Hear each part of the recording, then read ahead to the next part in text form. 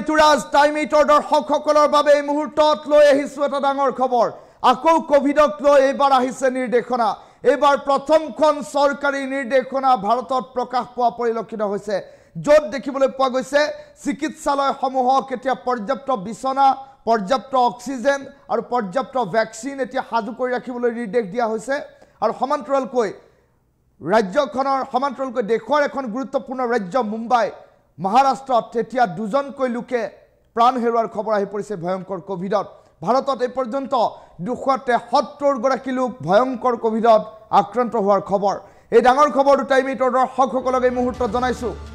কোভিডক লৈ আহি গ'ল চৰকাৰী নিৰ্দেশনা এই মুহূৰ্তৰ সবাতোকৈ ডাঙৰ খবৰ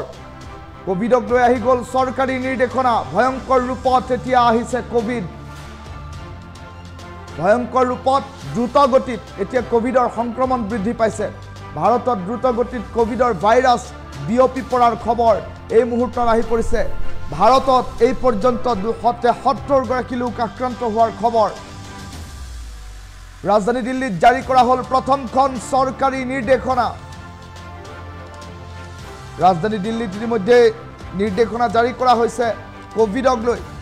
ইফালে মহাৰাষ্ট্ৰৰ মুম্বাইত দুজন লোকে প্ৰাণ হেৰুৱাইছে চীন হংকঙৰ পাছত ভাৰতত প্ৰথমবাৰলৈ কোভিডক লৈ দিয়া হ'ল সতৰ্কবাণী হংকঙত এই পৰ্যন্ত 50 গৰাকী লোকৰ কোভিডত কৰুণ মৃত্যু আৰু এইবাৰৰ কোভিড পূৰ্বতকৈ অধিক শক্তিশালী চিকিৎসালয়সমূহত পৰ্যাপ্ত বিছনা অক্সিজেন মজুত ৰখাৰ নিৰ্দেশ ভ্যাকচিন মজুত ৰখাৰ নিৰ্দেশ দিয়া হৈছে যিকোনো পৰিস্থিতিৰ সৈতে মোকাবিলা কৰিবলৈ সাজু থাকিবলৈ নিৰ্দেশ এতিয়া চৰকাৰী নিৰ্দেশনাত এই মুহূৰ্তৰ এটা ডাঙৰ খবৰ টাইম 8 দৰ্শকসকলক জনাই আছো ভয়ংকৰ ৰূপত আহিছে কোভিড আৰু তাৰ মাজতে কোভিডক লৈ চৰকাৰী নিৰ্দেশনা ইতিমধ্যে জাৰি কৰাৰ খবৰ এই মুহূৰ্তত আহি পৰিছে কিয়নো সাৱধান হওক আতংকিত নহব সতৰ্ক হৈ থাকক কোভিডক লৈ আহি গ'ল চৰকাৰী নিৰ্দেশনা আকৌ ঘূৰি আহিব নেকি লকডাউনৰ দিন তাক লৈ এতিয়া প্ৰশ্ন উত্থাপন হৈছে বৰ্তমান সময়ত এটা ডাঙৰ খবৰ এই মুহূৰ্তত টাইম 8 দৰ্শকসকলক জনাই আছো য'ত দেখিবলৈ পোৱা গৈছে এতিয়া লকডাউন সদৃশ পৰিৱেশৰ বাবে যেন পুনৰবাৰ কঁকালত টঙালি বান্ধি ভাৰতবাসী সাজু হোৱাৰ পৰিৱেশ কিয়নো কোভিডক লৈ দেশত আহি গ'ল প্ৰথমখন চৰকাৰী নিৰ্দেশনা দেশৰ 12খন ৰাজ্যলৈ কোভিডৰ সংক্ৰমণ বৃদ্ধি পোৱাৰ খবৰ এই মুহূৰ্তত আহি পৰিছে আৰু তাৰ মাজতে দেখিবলৈ পোৱা গৈছে এতিয়া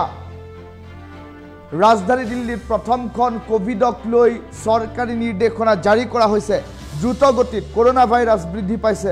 আৰু তেনে পৰিপ্ৰেক্ষিতত চীন হংকঙত এতিয়া হাহাকাৰময় পৰিস্থিতি চীন হংকঙত 50 গৰাকীকৈ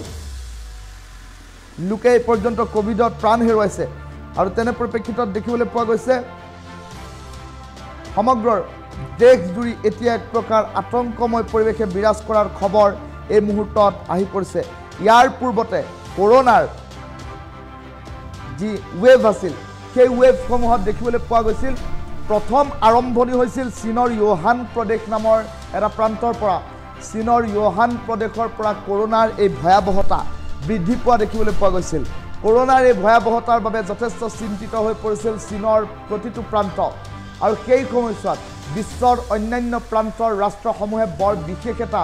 গুৰুত্ব আৰোপ কৰা নাছিল বিষয়টোৰ ওপৰত বৰ বিশেষ গুৰুত্ব আৰোপ নকৰাৰ বাবে দেখিবলৈ পোৱা গ'ল বিশ্বৰ প্ৰতিটো প্ৰান্তৰ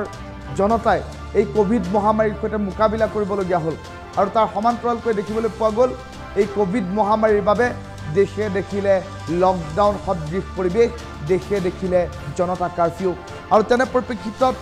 সমগ্ৰ দেশৰ অৰ্থনীতি এক প্ৰকাৰ জুৰুলা হৈ পৰিল লকডাউনৰ বাবে আৰু তেনে পৰিপ্ৰেক্ষিতত এতিয়া দেখিবলৈ পোৱা গৈছে পুনৰবাৰ সেই ভয়ংকৰ কোভিডে যেন বিভীষিকাময় দিনসমূহ পুনৰ ঘূৰাই আনিবলৈ এক প্ৰকাৰ প্ৰচেষ্টা লৈছে তাৰে এক উমান পোৱা গৈছে তাৰ ফলশ্ৰুতিত দেখিবলৈ পোৱা গৈছে এইবাৰ চীন হংকং আৰু অন্যান্য কেতবোৰ প্ৰান্তত তেতিয়া এক প্ৰকাৰ কৰোনা মহামাৰীয়ে ভয়ংকৰ ৰূপ ধাৰণ কৰিছে আৰু WHO সমীক্ষা অনুসৰি এইবাৰৰ কোভিডৰ যি ৱেভ এই ৱেভ কিন্তু পূৰ্বতকৈ যথেষ্ট শক্তিশালী এইবাৰ বহু লোকৰ মৃতকৰ সংখ্যা মৰ্টেলিটি ৰেট যথেষ্ট বৃদ্ধি পাইছে কোভিডত আক্ৰান্ত হোৱা সৰহ সংখ্যক লোকে মৃত্যুমুখত পৰিছে তেনে কেতবোৰ কথাও এতিয়া উল্লেখ কৰা পৰিলক্ষিত হৈছে এই ভয়ংকৰ মহামাৰীৰ লক্ষণ কি কি কপি কপি জ্বৰ উঠা আৰু তাৰ পাছত চিতাতে মৃত্যুবৰণ কৰা এনে ধৰণৰ কেতবোৰ লক্ষণৰ বাবে যথেষ্ট চিন্তিত হৈ পৰিছে দেশৰ জনতা আৰু তাৰ সমান্তৰালকৈ যদিহে সতৰ্কতামূলক ব্যৱস্থা গ্ৰহণ কৰা নহয় তেনেহ'লে পৰিস্থিতি পূৰ্বৰ দৰেই ভয়াৱহ হোৱাৰ আশংকা ব্যক্ত কৰা হৈছে ভয়ংকৰ ৰূপত এতিয়া দ্ৰুতগতিত কোভিডৰ সংক্ৰমণ বৃদ্ধি পাইছে আৰু কোভিডক লৈ প্ৰথমখন চৰকাৰী নিৰ্দেশনা আহি পৰিছে আকৌ ঘূৰি আহিব নেকি লকডাউনৰ দিন তাক লৈ এতিয়া সন্দিহান হৈ পৰিছে সমগ্ৰ দেশৰ জনতা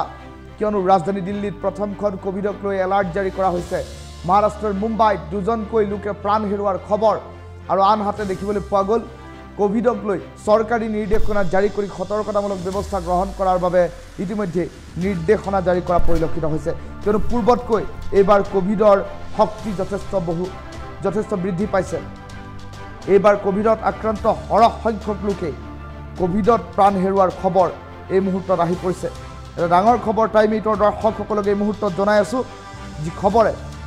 উদ্বেগ বৃদ্ধি কৰিছে এতিয়া সমগ্ৰ ৰাজ্যবাসীৰ